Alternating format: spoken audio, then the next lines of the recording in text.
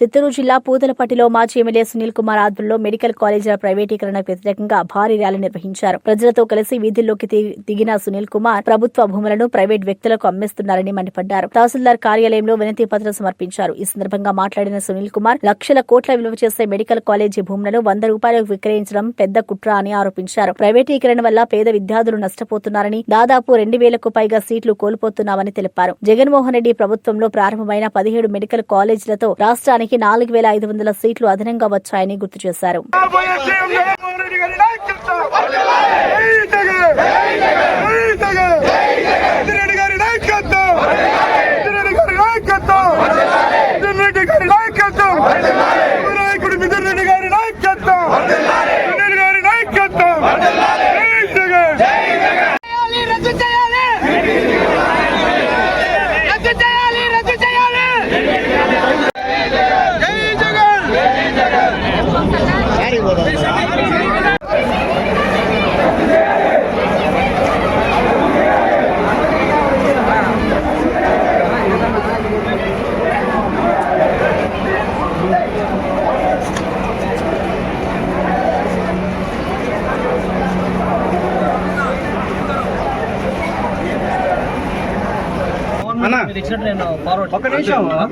State president అన్న మన disabled wing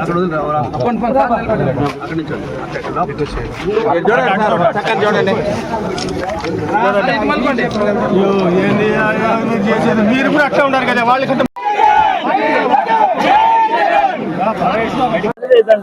medical కాలేజీల యొక్క ప్రైవేటీకరణని వ్యతిరేకిస్తూ ఈరోజు నియోజకవర్గ హెడ్ క్వార్టర్ లో, పూతలపట్టు నియోజకవర్గ హెడ్ క్వార్టర్ లో ఈరోజు అంబేద్కర్ విగ్రహం దగ్గర నుంచి ఎంఆర్ఓ ఆఫీస్ వరకు కూడా ర్యాలీ నిర్వహించడం జరిగింది. ఈ యొక్క ప్రైవేటీకరణ అనేది దుర్మార్గమైనటువంటి ఆలోచన. ఎందుకంటే ప్రజలకి వైద్యము ప్రభుత్వ బాధ్యత. ఈరోజు పేద ప్రజలు వారి యొక్క బిడ్డలు చదువుకోవాలంటే గవర్నమెంట్ మెడికల్ కాలేజీలు అయితే ఉచితంగా చదువుకోవచ్చు. కానీ ఈరోజు చూస్తే జగన్మోహన్ రెడ్డి గారి యొక్క సమయంలో ఆయన పరిపాలనలో సాధించినటువంటి 17 మెడికల్ కాలేజీలను దాదాపు 12 మెడికల్ కాలేజీలు ఈరోజు ప్రైవేటీకరణకి చేయడానికి ఈ యొక్క కూటమి ప్రభుత్వం జీవో రిలీజ్ చేసింది. దీన్ని మేము తీవ్రంగా వ్యతిరేకిస్తున్నాము. ప్రజల పక్షాన ఈరోజు మేమందరం కూడా ఇక్కడికి రావడం జరిగింది. ఎంఆర్ఓ గారిపటికైనా మీ నిర్ణయం మార్చుకోవాలని చెప్పి కూటమి ప్రభుత్వానికి విజ్ఞప్తి చేస్తున్నా. ఈరోజు చూస్తే పెద్ద ఎత్తున వచ్చారు కార్యకర్తలు, ప్రజలు ఈరోజు అంతా స్వచ్ఛందంగా వచ్చారు. ఇంత పెద్ద ఎత్తున ప్రజలు వచ్చారంటే కారణం దీన్ని గట్టిగా వ్యతిరేకిస్తున్నారు. కాబట్టి ఇది ఇప్పటికైనా ప్రభుత్వం మారాలి, బుద్ధి తెచ్చుకోవాలి. జగనన్న ఆశయం బతకాలి. జగనన్న ఏదైతే అనుకున్నాడో ఈ యొక్క రాష్ట్ర జిల్లాకు ఒక మెడికల్ కాలేజ్ అని చెప్పి ఆ యొక్క ఆశయాన్ని పూర్తి చేయాల్సినటువంటి బాధ్యత మీ మీద కూడా ఉందని చెప్పి ఈ సందర్భంగా తెలియజేసుకుంటూ నాకు ఇచ్చినటువంటి అవకాశం బట్టి పెద్దలందరికీ ధన్యవాదాలు తెలియజేసుకుంటున్నా.